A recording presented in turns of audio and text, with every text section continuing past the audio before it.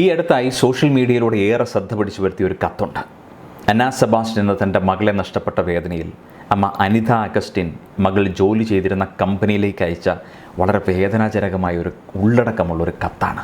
ഒരുപാട് സ്വപ്നങ്ങൾ, പ്രയത്നങ്ങൾ, ആഗ്രഹങ്ങൾ എന്നിവയെല്ലാം നഷ്ടപ്പെട്ട, ജീവന തുല്യം സ്നേഹിച്ച പ്രിയപ്പെട്ട മകളെ നഷ്ടപ്പെട്ട ഒരു കുടുംബത്തിൻ്റെ നൊമ്പരവും വേദനയും ആ കത്തിലൂടെ ലോകം മുഴുവൻ വായിച്ചറിഞ്ഞു.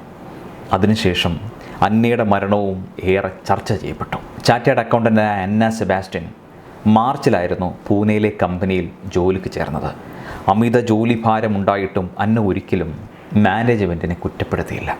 അവളെല്ലാം സഹിച്ചു. അവസാനം ഒരു ദിവസം അവൾ തൻ്റെ സ്വപ്നങ്ങളെല്ലാം ബാക്കിയാക്കി ഈ ലോകത്ത് നിന്നും അപ്രതീക്ഷിതമായിട്ട് വിട പറഞ്ഞു. ആ 26 വയസ്സുകാരിക്ക് ആരോഗ്യ പ്രശ്നങ്ങളൊന്നും തന്നെ ഉണ്ടായിരുന്നില്ല. എന്നാൽ കടുത്ത ജോലി സമ്മർദ്ദമുണ്ടായിരുന്നു.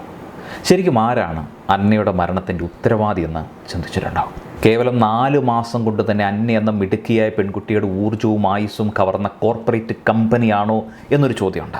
അല്പമൊന്ന് കഷ്ടപ്പെട്ടാലേ കരിയറിൽ മുന്നോട്ടെത്താൻ സാധിക്കുമെന്ന് പറഞ്ഞ് അവരെ വീണ്ടും വീണ്ടും കഷ്ടപ്പെടുത്താൻ പ്രേരിപ്പിച്ച ആളുകളും കൂട്ടുകാരും സഹപ്രവർത്തകരുമാണോ എന്നൊരു ചോദ്യമുണ്ട്.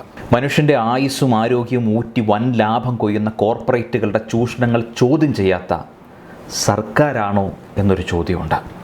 എങ്കിൽ ഇവർ ഓരോരുത്തർക്കും ഇതിൽ പങ്കുണ്ടെന്നാണ് എൻ്റെ അഭിപ്രായം. നമ്മുടെ നാട്ടിൽ ജീവിച്ചു പോകാനായിട്ട് അല്പം ബുദ്ധിമുട്ടാണ്. ഒരു ജോലി കിട്ടണമെങ്കിൽ പോലും വല്ലാത്ത പ്രയാസം തന്നെയാണ്.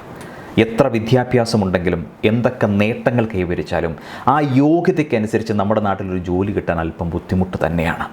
അതുകൊണ്ടാണ് നാടും വീടും വിട്ട് നമ്മുടെ കുട്ടികൾ പുറത്തു പോയി ജോലി ചെയ്യേണ്ടി വരുന്നത്. നമ്മുടെ നാട്ടിൽ ജോലിയുള്ളവരാണെങ്കിൽ കടുത്ത സ്ട്രെസ്സും ടാർജറ്റും അനുഭവപ്പെടുന്നുണ്ട്. ജോലിക്ക് വേണ്ടിയുള്ള ഡിമാൻഡ് കോർപ്പറേറ്റ് കമ്പനികൾ നല്ല രീതിയിൽ മുതലെടുക്കുന്നുണ്ട്. അങ്ങനെ ചൂഷണം ചെയ്യപ്പെട്ടവരിൽ ഒരാൾ മാത്രമാണ് അന്ന. വെറും 4 മാസം കൊണ്ട് ഒരാളുടെ ജീവിതം ഇല്ലാതാക്കാൻ ഒരു ജോലിക്ക് സാധിക്കുമോ എന്നാണ് ചോദ്യം. കഴിയുമെന്നാണ് അന്നയുടെ അനുഭവം നമ്മളോട് പറയുന്നത്. അന്നയെപ്പോലെയുള്ള തുടക്കക്കാരാണ് പലരുടെയും ടാർജറ്റ്. കാരണം കരിയറിൽ എങ്ങനെയെങ്കിലും മുന്നോട്ടെത്താൻ തിടുക്കം കാണിക്കുമ്പോൾ അഹോരാത്രം പരിശ്രമിക്കണമെന്ന് ആ വൻകിട കമ്പനികളുടെ ചില സ്ട്രാറ്റജികൾ അവർ മുന്നോട്ട് വയ്ക്കും. ഇനി അതൊക്കെ പോരാഞ്ഞിട്ട് ബോണ്ട് പോലെയുള്ള നൂലാമാലകൾ കൂടി ആകുമ്പോഴത്തേക്കിനും ജോലി തുടരാൻ അവരെ ഇങ്ങനെ നിർബന്ധിക്കുകയും ചെയ്യും. ഇതിനെയൊക്കെ ചോദ്യം ചെയ്യാനായിട്ടോ സർക്കാരിനോ ഇവിടുത്തെ സിസ്റ്റത്തിനോ ഒന്നും കെൽപ്പില്ലാത്തത് കൊണ്ടാണെന്ന് അറിയില്ല. ശരിക്കും അത് ചോദ്യം ചെയ്യാത്തത് തന്നെയാണ് വെല്ലുവിളി. ഇതൊക്കെ അങ്ങോട്ട് മാറ്റി വെച്ചാലും ഒരു കാര്യം കൂടി നമ്മൾ ചിന്തിക്കണം. നമ്മുടെ ജീവനും ജീവിതവും എടുക്കുന്ന ഒരു ജോലി ശരിക്കും നമുക്ക് ആവശ്യമാണോ എന്ന്. ജോലി ചെയ്യുന്ന ഏതൊരാളോട് ചോദിച്ചാലും ഇത് ഭയങ്കര ബുദ്ധിമുട്ടാണെന്നാണ് പറയുക. ടാർജറ്റുണ്ട്, ജോലിഭാരമാണ്, സമ്മർദ്ദമാണെന്നൊക്കെയാണ്. ഞാൻ ഈ പല ആൾക്കാരും ഇങ്ങനെ പറയുന്നത് കേൾക്കുന്ന സമയത്ത് എൻ്റെ മനസ്സിൽ കൂടെ പോകുന്നൊരു കാര്യമുണ്ട്. നമ്മുടെ പാഷൻ എന്താണോ ആ പാഷനെ പ്രൊഫഷനാക്കാൻ പറ്റുന്നില്ല എന്നുണ്ടെങ്കിൽ നമ്മൾ എന്താ പഠിച്ചത്?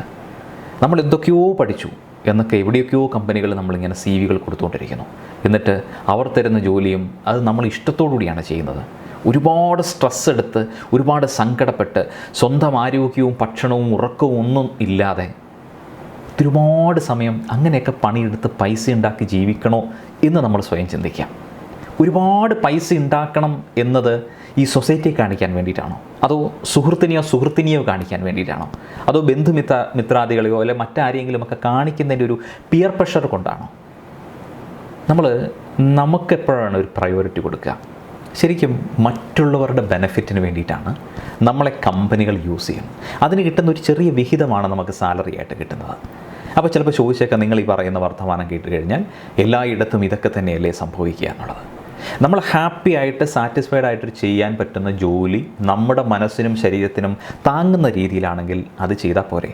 കുഞ്ഞ് പണമേ ഉള്ളെങ്കിലും സന്തോഷമായിട്ട് ജീവിക്കാൻ അൾട്ടിമേറ്റ്ലി ഒരു മനുഷ്യൻ എന്താണ് ചെയ്യുക? ഏറ്റവും ഹാപ്പിയായി ജീവിക്കുക എന്നതാണ്. ഏറ്റവും വലിയ പൊസിഷൻ ഉണ്ടെങ്കിലും, ഏറ്റവും വലിയ കാറുണ്ടെങ്കിലും, ഏറ്റവും വലിയ ഫ്ലാറ്റ് ഉണ്ടെങ്കിലും, ഒരുപാട് സ്ഥലവും പേരും പ്രശസ്തിയും ഉണ്ടെങ്കിലും അൾട്ടിമേറ്റ്ലി ഹാപ്പിനെസ്സാണ് നമുക്ക് വേണ്ടത്. നമുക്ക് ചെയ്യാൻ കഴിയാത്ത വിധത്തിലുള്ള ജോലികൾ നമ്മളെ ഏൽപ്പിച്ചാൽ അതിനോട് നോ പറയാനുള്ള അവകാശം നമുക്കുണ്ട്. അതൊന്നും മനസ്സിലാക്കി വെക്കുക. ആ ജോലി അങ്ങ് പോകുന്നുണ്ടെങ്കിൽ പോട്ടെ എന്നും കൂടെ അങ്ങ് വെക്കുക.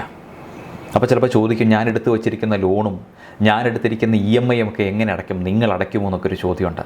അത് ജീവിതത്തെ നമ്മൾ പ്ലാൻ ചെയ്യാത്തതിൻ്റെ ഭാഗമാണ്. കടുത്ത മത്സരബുദ്ധിയൊന്നും വേണ്ട.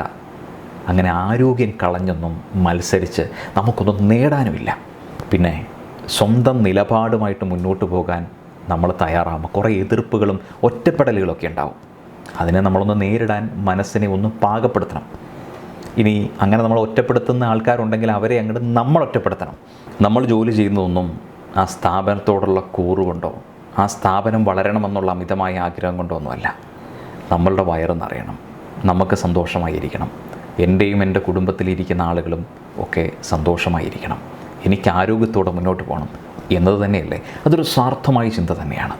പക്ഷേ നമ്മളെ ഉപയോഗിക്കുന്നു, നമ്മളെ യൂസ് ചെയ്യുന്നു, നമ്മൾ അറിഞ്ഞുകൊണ്ടും അവിടെ തന്നെ കടിച്ചു തൂങ്ങി നിൽക്കുന്ന ആളുകൾ ഒന്ന് ശ്രദ്ധിക്കുക.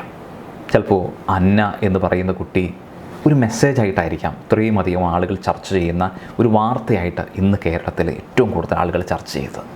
Think positive. Have A great day. Before we begin the show, let me introduce about me, but I do and what you are going to witness today.